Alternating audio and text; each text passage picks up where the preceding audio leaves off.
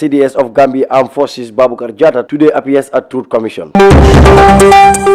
At least 6 people have been killed in rocket attacks in recent strikes in Libyan capital Tripoli. The Kingdom of Saudi Arabia will host the 15th annual G20 Leaders Summit in 2020.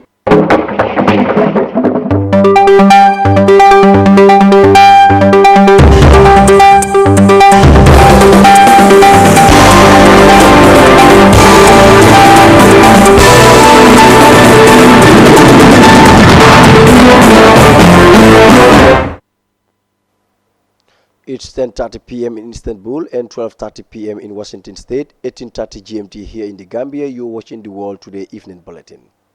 We now kick off with our first story. Gambian Minister of Foreign Affairs, International Cooperation and Gambians Abroad, Mamadou Tangara, today met his Turkish counterpart Mevlut Cavusoglu in Ankara, Turkey.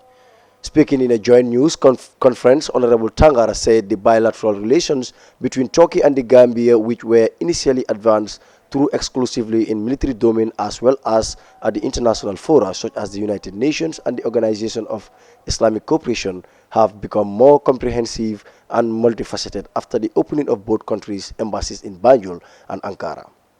More in this report. Thank you very much, Your Excellency Mevlut Cavusoglu. It's a great honor for me and a great pleasure to visit your beautiful country, and I want to seize this opportunity to thank you for the warm welcome and the hospitality. But we all know the legendary Turkish hospitality. I've come to this country several times, and you will never cease to amaze us. And I think there are a lot we can learn from Turkey in terms of organizing and hosting dignitaries. And I want to seize this opportunity to thank you for the support you are giving us in terms of capacity building, because the most important and valuable resources we have in the Gambia is our human resources. And Turkey is helping us build that very valuable resources. And in terms, you cannot achieve anything today in the world. We talk about the nexus between development and security. You cannot achieve anything without peace and stability. And from a very long time, Turkish team have been present in the Gambia, supporting us, helping to build our security sector. And they are today also very much involved in the security sector reform. And I was mentioning to the foreign minister that even though the head of the Turkish team was a colonel, he came with his wife, who also, without asking for any pay, helped us build out of our own goodwill the French department at the one national university, the University of the Gambia. So we are grateful to that. And I can also assure you that Gambia will stand always by the side of Turkey. We know that you are a force to be reckoned with in the world arena, and today that multilateralism is under attack. We rely on countries like Turkey to make sure that the United Nations plays the role that it's supposed to play.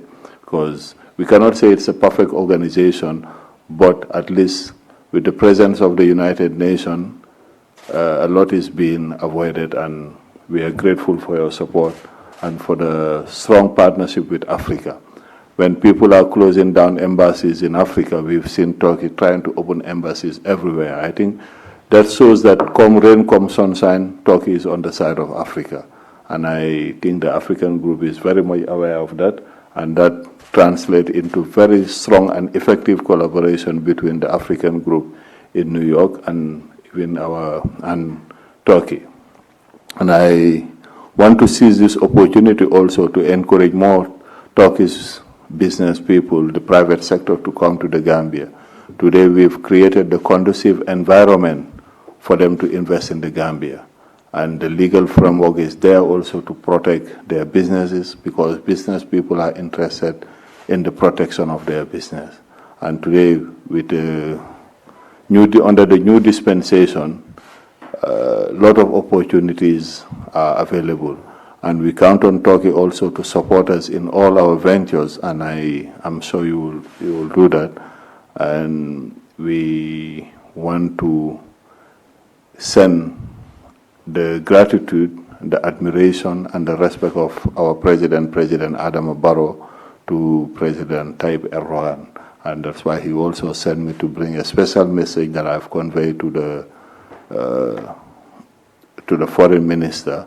And we want to assure you of Gambia's strong support of a brotherly country, a true friend of the Gambia, a true friend of Africa. I thank you on behalf of my delegation once again for the warm welcome and the hospitality. Thank you, Your Excellency. Thank you, my brother. It was Gambia's Foreign Minister Mamadou Tangara speaking in a joint press conference after meeting his Turkish counterparts in Ankara today. Turkey and the Gambia have set up diplomatic relations as of the date of Gambia's independence from the United Kingdom in 1965.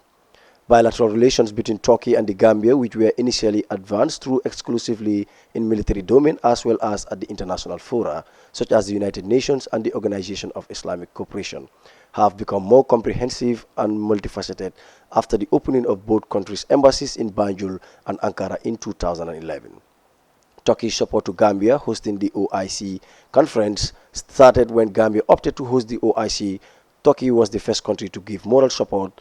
The OIC shall look into the other Muslim countries where democracy is a major issue and where the people do not have freedom of speech and movement, so Gambia will be a good example to host the OIC, the first time as a democratic country.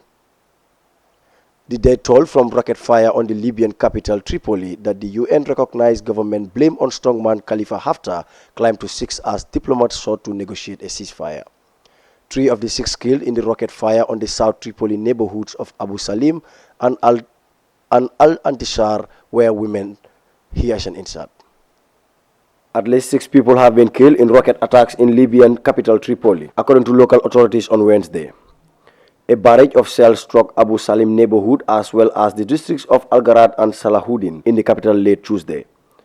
Medics initially said that 2 people had been killed in the attacks, but the Abu Salim local council said 6 people were killed and 35 others injured. The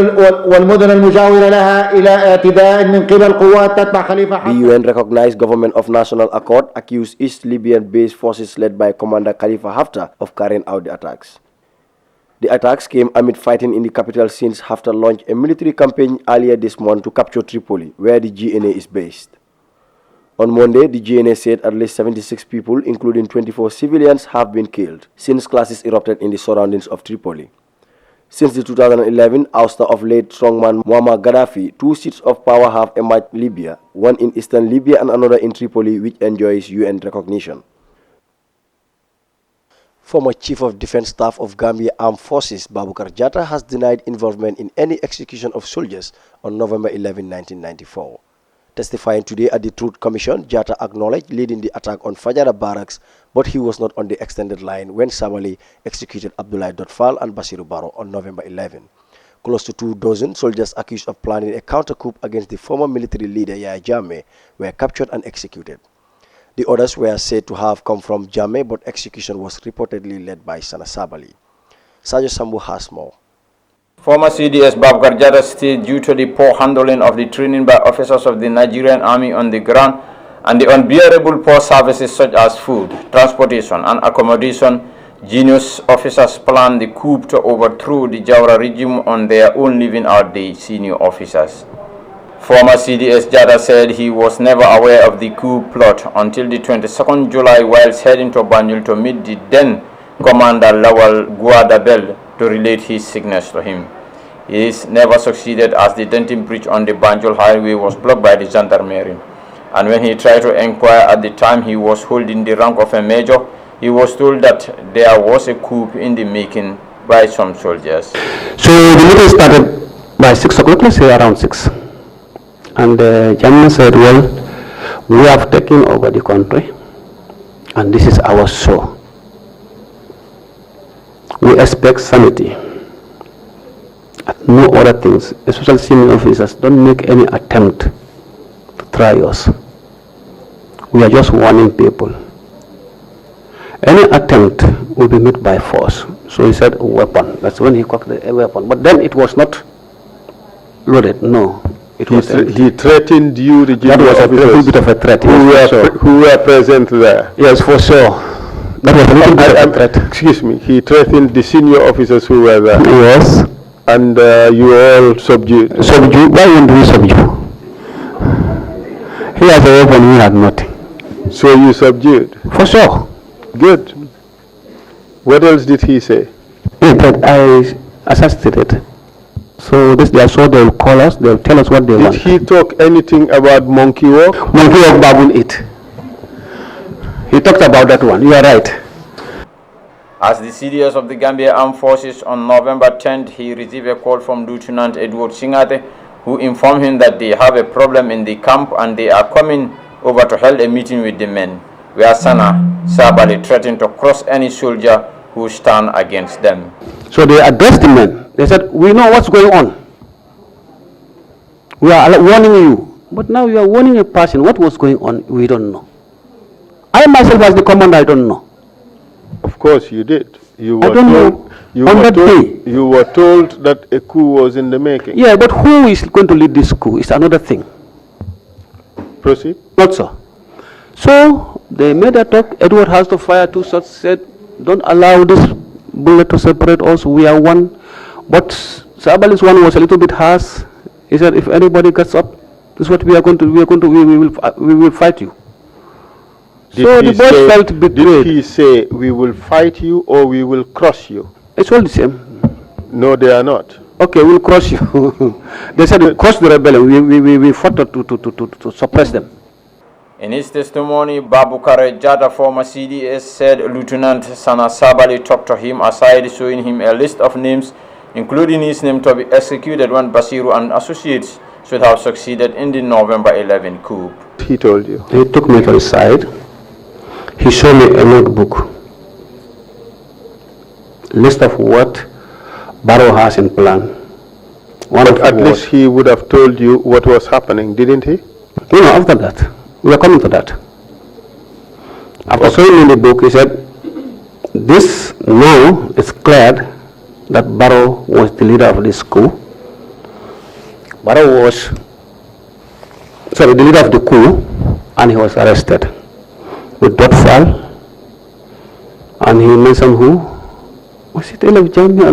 He gave me some names. I said, where are they? They said they are in the cells. You talked about a list. Can you tell us more about that list?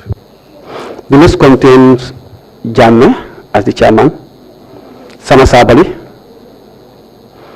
Edward, Haidara, Yanko Ture, and I was the last name. We are the people who are supposed to go to the range. To be taken to the range for execution. So, after a long heated debate between the lead counsel Isa Fall and the witness former CDS Babukar Jata, proceedings are being set for a new date. Meanwhile, TRRC will go into a break to observe the Christian feast called Easter until Tuesday when sittings shall resume. Sajo Sambu for Africa TV News. That was former CDS Jata testifying today at the TRRC, denying involvement in November 11 massacre of members of Gambia Armed Forces. EU Foreign Policy Chief Federica Mogherini today reiterated the bloc's concern over the continued detentions of human rights champions in China and Beijing's treatment of Uyghurs and other minority groups in the country. Human rights defenders and lawyers continue to be arrested and detained. Fundamental freedoms continue to be violated. Mogherini told European Parliament. More in this report. During the last summit last week in Brussels, we have been, both the Commission, the Council, myself, to the top leaders of the Chinese authorities on human rights and passing the clear message that for Europeans, to Europeans, human rights are not less important than economic interests. On the contrary, they are as important, if not more important, than our economic interests. I think this is a message that we have to consistently and in a coherent manner as Europeans pass at all levels. The Parliament, and I thank you for that, the Commission, the Council, and single member states individually taken in their relations bilaterally with China. Human rights defenders and lawyers continue to be arrested and detained. Fundamental freedoms continue to be violated. We've all seen the reports on the situation in Xinjiang, with political re-education camps targeting Uyghurs and other minorities, mass surveillance, restrictions on travel, and, as I said, we raised this issues, including some individual cases with the Chinese authorities, both in our bilateral contacts and in our human rights dialogues. Coming up after the break, officials from Kenya and Ethiopia convened in a regional meeting to find and sustain a peace at the Moyal border area.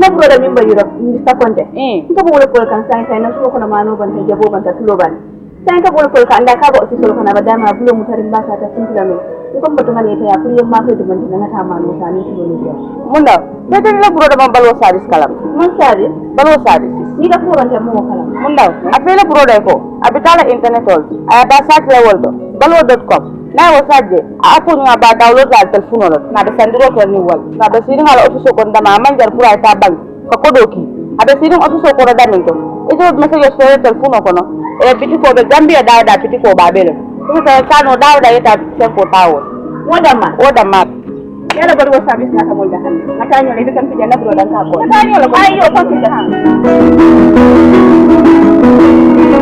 balwo service dinkirala jampo o manken na kola ko balwo service al demano kaje ko ale dumor fewol sang alla dimba moli ana lakkanun tewol wato bela ani wat sudum fanan kono balwo service la dinkiralu ani la doku nyolu ido banko karo beto kabirin katon fokkoyna nalla fako ku ko ton sura balwo service la koldo ali commandi telephone lande na melbuko 9400213 7694319 wala 3192870 wala hankabi alta internet do alila kolu jibe www.baluwo.com.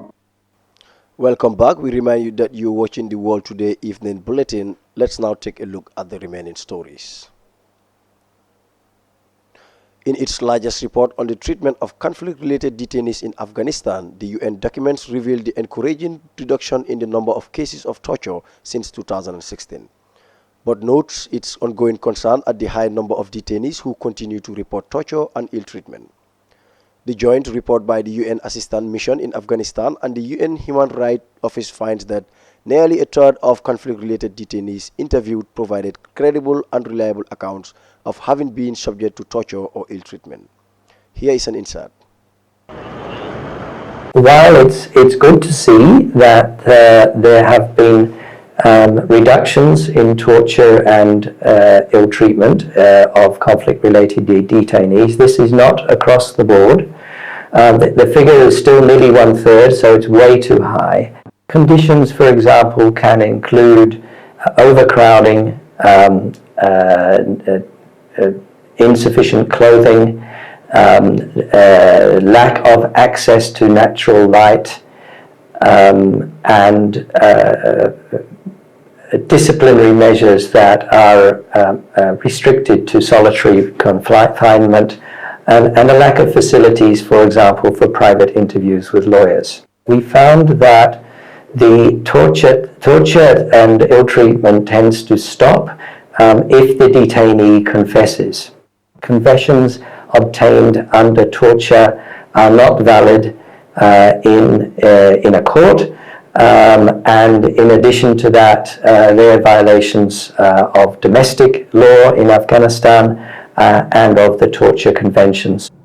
Our call on the government is to prevent this and eliminate this confession culture. That's going in the right direction, but is not, the measures taken are not yet sufficient. That was a report on torture and human rights abuse reported in troubled Afghanistan. Saudi Arabia will be hosting the G20 summit next year, state news agency SPA said. The Kingdom of Saudi Arabia will host the 15th annual G20 Leaders Summit on November 21st and 22nd, 2020 in the capital city, Riyadh, it said. It said next year's summit will be the first to be hosted by an Arab country. The summit's agenda will include financial, economic, and social issues, including energy, the environment, climate, the digital economy, trade, agriculture, healthcare, education, and labor. Officials from Kenya and Ethiopia convened in a regional meeting to find and sustain a peace at the Moyal border area, a fragile stage to many deadly conflicts. The meeting in Addis Ababa, Ethiopia's capital, hosted senior officials from both countries, representatives from the UN and the EU. Among the participants of the meeting were parliamentarians, local authorities, and community elders. Speaking at the meeting, Ethiopia's Deputy Peace Minister Zainu Jamal said in recent memory the violence in Moyal, whether it's the result of inter-community or intercommunal conflict at the cross-border areas, had devastating impacts on the lives of community members. Here is an insight. It is our recent memory that violence in Moyale, whether it is a result of internal community conflict or intercommunal conflict in the cross-border areas, had devastating impacts on the lives of our intermittent conflicts that used to occur in the area changed their dynamics since recently and reached a peak in 2012 where a number of human casualties and devastating amount of displaced populations were recorded following the violence that occurred in the month of July. With Amun, Oromo, and Somalia still behind. The vibrant town of Moyale is every year.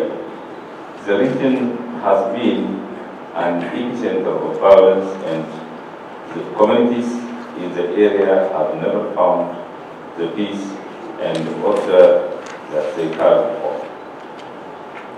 Following the political reform in Ethiopia, the government has been stretched to restore order in many parts of the country. We've been working hard to facilitate local and regional peace and reconciliation process in collaboration with local.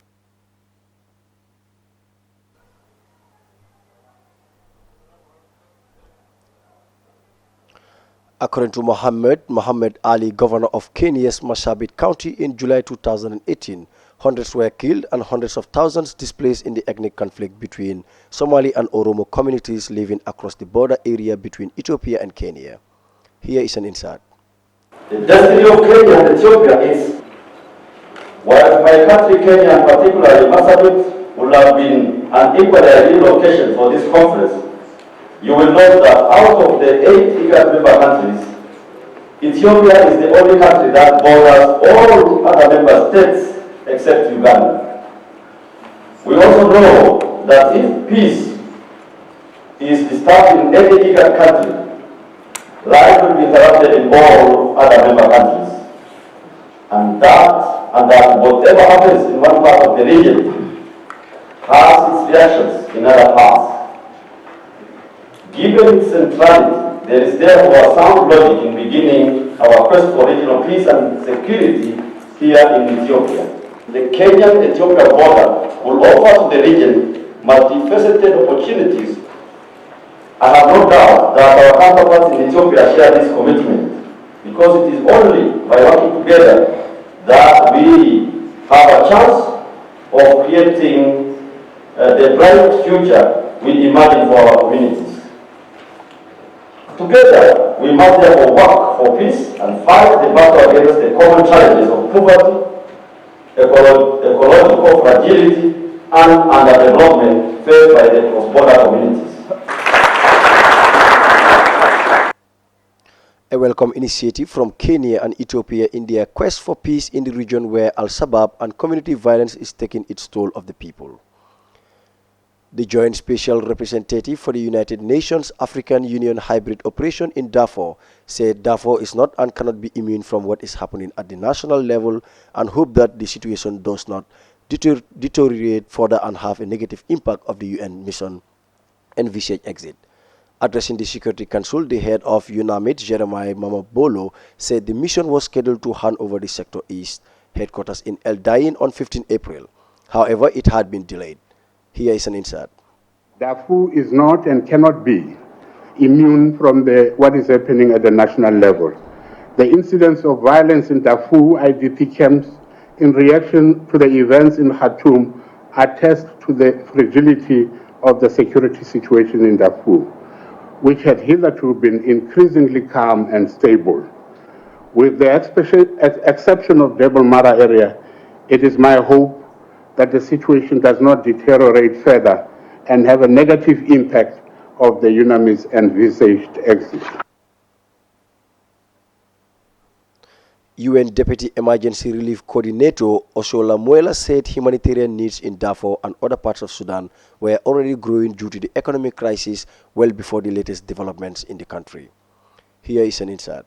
With increases in costs of medical services ranging from 50 to 100%, households are less able to afford health care and are more vulnerable to health risks. Shortages of food and high prices also worsen protection risks as people turn to negative coping mechanisms and fewer children attend school. Women and the elderly continue to be particularly affected as households are prioritizing food for the children. Well, viewers, that's all we have for you on the World Today Evening Bulletin. For more on these and other stories, log on to our website, iafrica.tv. I'm Alhassan Sise, and bye for now.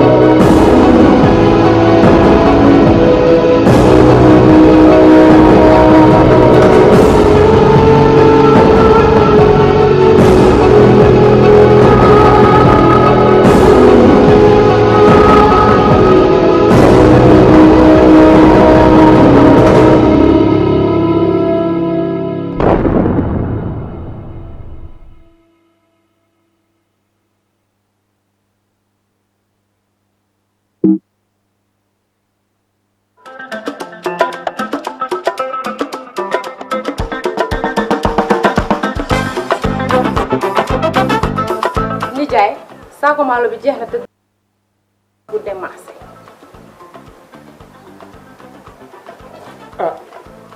Pap dégg nga li ndaw si wax de léegi nag dimbali ma rek nga lebal ma benn bidon diwlin ak benn saaku maalo soo ci mënee boole soble sax nga boole ko ci sama doom Lamine su yónnee xaalis bi rek ma fay la sa xaalis.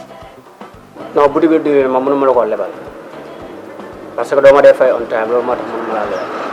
daal yow sa doom bi fan la nekk sama doom mu ngi Angleterre daal xanaa yoo yëguloo ba lu service ku ko am ci àdduna bi mën na ni daw te amul benn jafe-jafe amul ne réew bi dafa po te xoolal soble diwlin maalo pompiteer ak li ñu mel sooy yegg baluwo.com di nga ko am gis nga ku bëgg a jëfandikoo baluwo service bi dugal sa Play Store nga type baluwo.com downloadal app bi nga jëfandikoo ko ci nu mu gën a gaawee.